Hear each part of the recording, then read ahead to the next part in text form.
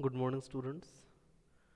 हमारे first video lecture में हम लोग ने कुछ इम्पोर्टेंट टॉपिक्स डिस्कस किए थे कि क्यों डेट्स ज़रूरी है, क्यों हम अलग अलग डेट्स को रिमेंबर करते हैं और डेट्स का इम्पोर्टेंस क्या है, मतलब हम क्यों कुछ डेट को इम्पोर्टेंट मानते हैं।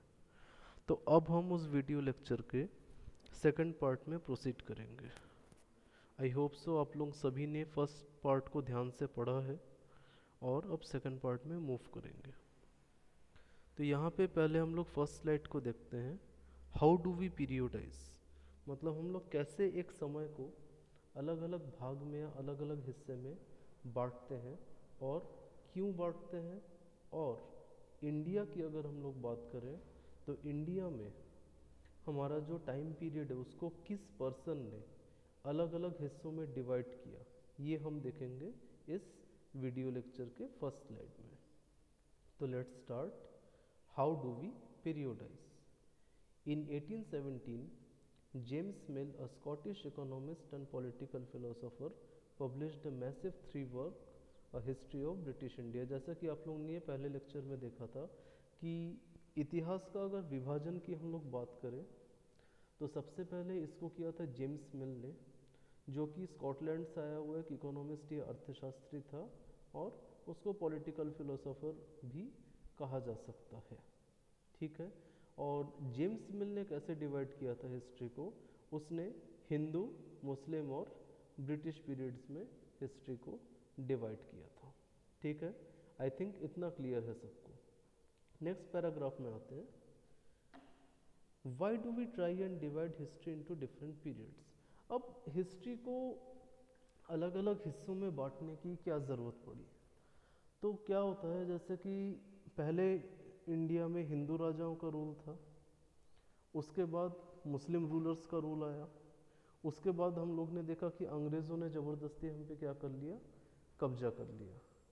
तो हर जो रूलर्स हैं उनके रूल में कुछ कुछ चीज़ें अलग थीं, जैसे कि खान पान का तरीका अलग था, लड़ाइयाँ लड़ने के जो तरीका था वो अलग था, एडमिनिस्ट्रेशन शासन कैसे चलाया जाता है उसका तरीका अलग था,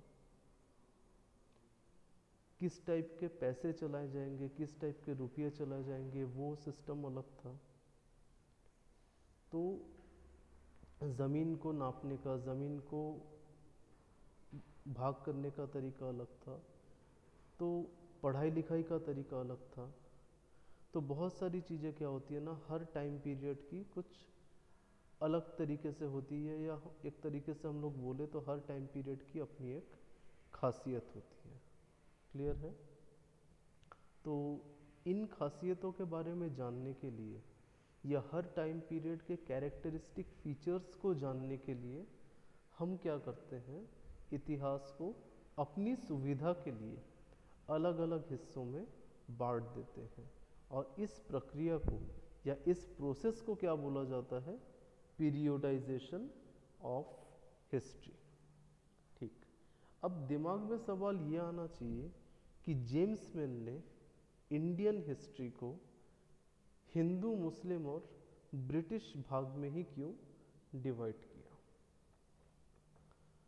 तो इसका जो सबसे बड़ा कारण ये था कि ये जो अंग्रेज लोग थे, ये हमारे जितने भी हिंदू रूलर्स थे या जितने भी मुग़ल या मुस्लिम रूलर्स थे, इनका जो राज था या इनका जो शासन का दौर था, इसको इन लोग बहुत तुच्छ या इन्फीरियर समझते थे।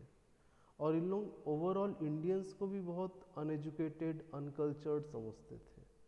और इनका मानना था कि सिर्फ अंग्रेज ही हम भारतीयों को क्या बना सकते हैं, सभ्य बना सकते हैं, सामाजिक बना सकते हैं।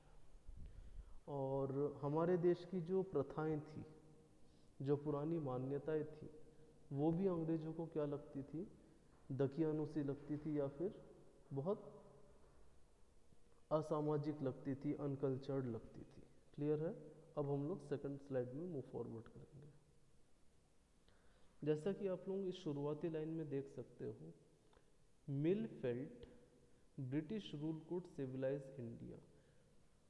ये जेम्स मिल को ऐसा लगता था कि अंग्रेजों का शासन ही हम भारतीयों को क्या कर पाएगा, सभ्य बना पाएगा। To do so, it was necessary to introduce European manners, arts, institutions and laws in India. और ऐसा करने के लिए ये ज़रूरी था कि यूरोप के जो तौर तरीके हैं, वहाँ की जो कला है, वहाँ के जो स्कूल्स हैं, वहाँ के जो कॉलेजेस हैं, और साथ साथ में वहाँ का जो कानूनी ढांचा है, इसको इंडिया में लागू किया जाए. Mill in fact suggested that British should conquer all the territories in India to ensure the enlightenment and happiness of the Indian people. और इसके साथ में जेम्स मिल का ये भी कहना था कि इंडिया के पूरे हिस्से को कैप्चर कर लेना चाहिए ताकि जो भारतीय लोग हैं वो खुश रहे और उनके अंदर हम नॉलेज की जो एक लाइट है या नॉलेज की जो ज्योति है उसको जला सके. क्योंकि जेम्स मिल को ऐसा लगता था कि भारतीय लोग पढ़े लिखे नहीं हैं. In this idea of history, British rule represented all the forces of progress and civilisation. The period before British rule was one of darkness. इसका नतीजा ये हुआ कि जेम्स मिल ने भारतीय इतिहास को जिस तरीके से डिवाइड किया, तो उसमें हिंदू और मुस्लिम पीरियड्स को एक डार्कनेस का दौर या फिर अंधेरामय दौर जिसमें कुछ भी अच्छा नहीं हुआ था, ऐसा दर्शाया गया. और अंग्रेज़ों का रूल जब से चालू हुआ उसको बहुत अच्छे रूप से दर्शाया गया कि इसमें उन्नति होने लगी, इसमें प्रोग्रेस होने लगी, इसमें चारों तरफ खुशहाली थी, सब खुश थे, व्यापार अच्छा चल रहा था, देश अच्छे तरीके से चल रहा था और हर व्यक्ति अपने अपने जो फील्ड्स हैं वहाँ पे प्रोग्रेस कर रहे थे या फिर तरक्की कर रहे थे. बट दिमाग में हमारी ये आना चाहिए कि क्या ये जो पीरियोडाइजेशन है या फिर जिस हिसाब से जेम्स मिल ने इतिहास का विभाजन किया, क्या वो सही था? तो मेरे हिसाब से और आप लोगों के जो बुक में जैसा दिया गया है, या फिर अगर आप लोग मुग़ल और हिंदू रूलर्स के शासन के समय को पढ़ोगे तो आप लोग जानोगे कि जेम्स मिल ने जिस तरीके से इतिहास को डिवाइड किया वो गलत था. और हिंदू राजाओं का शासन का दौर या फिर मुग़ल रूलर्स का जो शासन का दौर था वो एक अंधेरामय या डार्क पीरियड ना हो के बहुत प्रोग्रेस का दौर था. वो भी उन्होंने अपने तरीके से इंडिया को बहुत उन्नत बनाया, उन्होंने इंडिया को बहुत तरक्की दी, बहुत खुशहाल बनाया. अब नेक्स्ट स्लाइड में आते हैं. Moving away from British classification, historians have usually divided Indian history into ancient, medieval and modern. अब जेम्स मिल ने जिस तरीके से इतिहास को डिवाइड किया था उसको जो हिस्टोरियंस हैं हमारे इंडिया के आज के डेट के, उन्होंने क्या कर दिया, दरनिकार कर दिया और उन्होंने अलग तरीके से भारत के इतिहास को विभाजित करने की कोशिश की. और इनका तरीका कैसा था, इन्होंने एकदम पुराने दौर को किस में रखा, एंशियंट पीरियड में. एंशियंट पीरियड के जो बाद का दौर था वो मेडिएवल पीरियड कहलाया. और मेडिएवल पीरियड के बाद से अगर हम लोग प्रेजेंट टाइम की बात करें तो ये सब किसके अंडर में आ गया, मॉडर्न पीरियड के अंडर में. ठीक, पर इसमें भी एक प्रॉब्लम था. ये प्रॉब्लम ये था कि ये जो पीरियोडाइजेशन या ये फिर जो ये विभाजन का तरीका था, ये भी कहीं ना कहीं हम लोग ने किससे उधार में लिया था, यूरोपियन से ही हम लोग ने उधारी में लिया था. ठीक है, तो मेडिएवल या एंशियंट हम उसको बोलते हैं जहाँ पे यूरोपियंस के हिसाब से विज्ञान ने तरक्की नहीं की थी.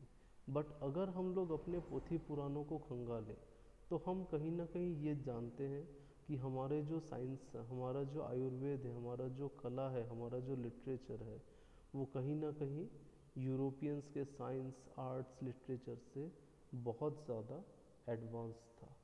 तो ये विभाजन का तरीका भी कहीं ना कहीं अपने में खामियां लिए हुआ था. ठीक,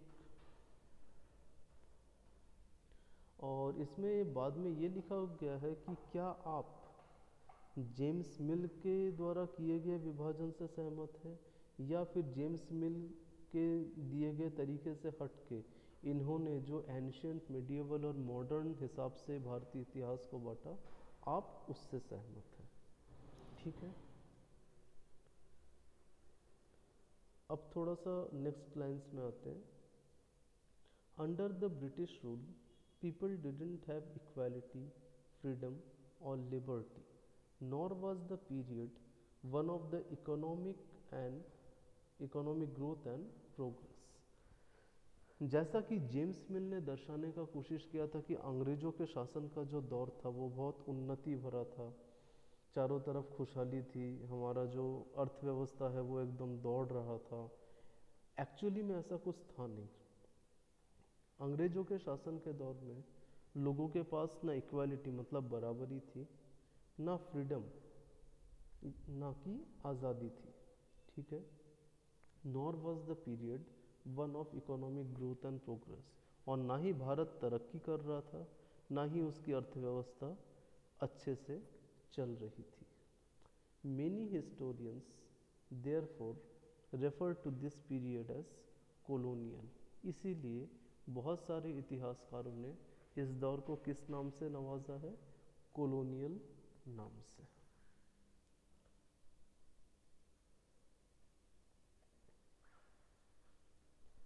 अब आपके स्लाइड में हेडिंग दिया हुआ है व्हाट इज कॉलोनियल। तो इस पैराग्राफ को थोड़ा सा पढ़ते हैं। In this book you will read about the way the British came to conquer the country and establish their rule, subjugating the local nawabs and rajas. आपकी ये जो टेक्स्ट बुक है इसमें आप लोग जैसे जैसे पढ़ोगे आप लोगों को पता चलेगा कि कैसे अंग्रेज यूरोप से आए और हमारे पूरे देश पे उन्होंने क्या कर लिया? कब्जा कर लिया। और कब्जा इन्होंने कैसे किया? हमारे जो छोटे बड़े राजा महाराजा बादशाह थे सबको उन्होंने अपने पैरों तले कुचल दिया और पूरे के पूरे हिंदुस्तान पे इन्होंने कब्जा कर लिया। तो जब कोई देश किसी दूसरे देश को कब्जा करके अपना गुलाम बना लेता है तो उस प्रोसेस को हम लोग क्या बोलते हैं? कॉलोनाइजेशन। और जो देश किसी दूसरे देश को अपने अधीन में लाता है उस देश को हम लोग क्या बोलते हैं? कॉलोनाइजर। और जो भी देश किसी दूसरे देश के अधीन में आ जाता है या उसके कंट्रोल में आ जाता है उस देश को हम लोग क्या बोलते हैं? कॉलोनी। ठीक है, ये चीज़ आप लोगों को समझना बहुत ज़रूरी है। Further, you will see how they established control over the economy and society, collected revenue to meet all their expenses, bought the goods they wanted at low prices, produced the crops they needed for export, and you will understand the changes that come about the consequences। तो इस chapter को और इस book को आगे पढ़ते हुए आप लोग देखोगे कि कैसे अंग्रेज आए और उन्होंने हमारी अर्थव्यवस्था पे, हमारे समाज पे पूरी तरीके से कब्जा कर लिया, हमसे से ज़्यादा लगान वसूला उनके खर्चों को चलाने के लिए। जो भी सामान उनको चाहिए था वो उन्होंने मनचाहे कम कीमत पे खरीदा। ऐसी खेती किसानी की जो उनको आयात करने के लिए ज़रूरी थी, और इसके फलस्वरूप हमारे देश में, हमारे समाज में क्या बदलाव आया वो भी आप समझोगे इस चैप्टर को पढ़ के। Clear? When the subjugation of one country by another leads to these kind of political, economic, social and cultural changes, we refer to the process as colonization। जैसा कि मैंने आप लोगों के साथ पहले डिस्कस किया, जब कोई ताकतवर देश ऐसे दूसरे देश पे कब्जा कर लेता है और इस कब्जा करने की वजह से वहाँ पे राजनीतिक, अर्थनैतिक, सामाजिक और सांस्कृतिक बदलाव आते हैं, उस प्रक्रिया को हम लोग क्या बोलते हैं? कोलोनाइजेशन बोलते हैं।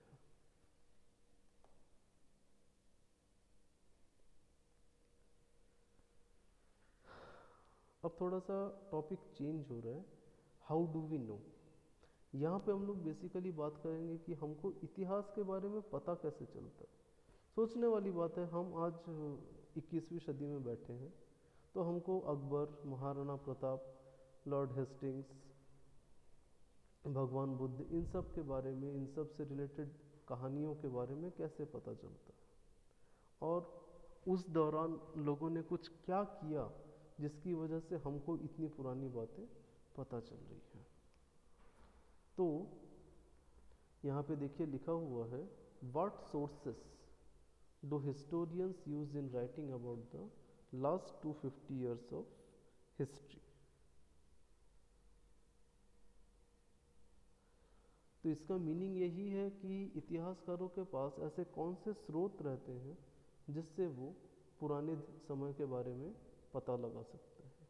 ठीक है, तो इसका आंसर भी दिया हुआ है आप लोगों के इस अपकमिंग पैराग्राफ में। Administration produces records. One important source is the official records of the British administration. तो इतिहासकारों के पास एक जो मुख्य स्रोत रहता है पुराने समय के बारे में जानने का, वो है आधिकारिक लेखा जोखा। उस दौरान जो भी घटनाएं घटित हुई, जो भी लड़ाइयाँ लड़ी गई, जो भी दूसरी इम्पोर्टेंट घटनाएं थी, इन सब का विवरण या लेखा जोखा अंग्रेज़ों ने रखना जरूरी समझा, और उन्होंने इन चीज़ों को लिख के रखना, सहेज के रखना ज़रूरी समझा बोल के ही हमको उस दौरान क्या क्या घटनाएं घटी थी आज आसानी से पता चलती है। ठीक है, अंग्रेज़ों का हर निर्देश, हर प्लान, हर पॉलिसी, सब कुछ लिखा जाता था एक सुनियोजित तरीके से। नेक्स्ट पैराग्राफ में देखेंगे, the British also felt that all important documents and letters needed to be preserved carefully. और अंग्रेज़ों का ये भी मानना था कि सारे ज़रूरी दस्तावेज और चिट्ठियाँ प्रिजर्व करके, सहेज के रखना बहुत ज़रूरी है। So they set up record rooms attach to all administrative institutions. इसलिए उन्होंने क्या किया, उन्होंने हर गांव में, हर शहर में एक रिकॉर्ड रूम बना के रखा जहाँ पे इस तरीके के दस्तावेजों को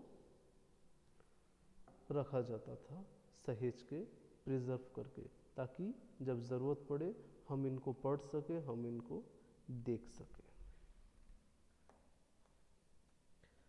यहाँ पे देखिए, द विलेज तहसीलदार्स ऑफिस, गांव के तहसीलदार के ऑफिस में ऐसे रूम बनाए जाते, साथ ही सेक्रेटरीट में, कचहरी में ऐसे रिकॉर्ड रूम बनाए जाते जहाँ पे ऐसे ज़रूरी दस्तावेजों को सहेज के रखा जाता था, संभाल के रखा जाता था। तो ये था आपके हाउ, व्हेन एंड वेयर का सेकंड वीडियो लेक्चर। अगर आप लोगों को कहीं पे भी दिक्कत आ रही है समझने में, या मेरे को अपने पढ़ाई का तरीका, मतलब आपको पढ़ाने का तरीका अगर चेंज करना है, तो आप लोग फ्रीली व्हाट्सएप में या फिर क्लासरूम में मेरे को सजेशंस दीजिए ताकि हम और इम्प्रूव कर सकें। Thank you.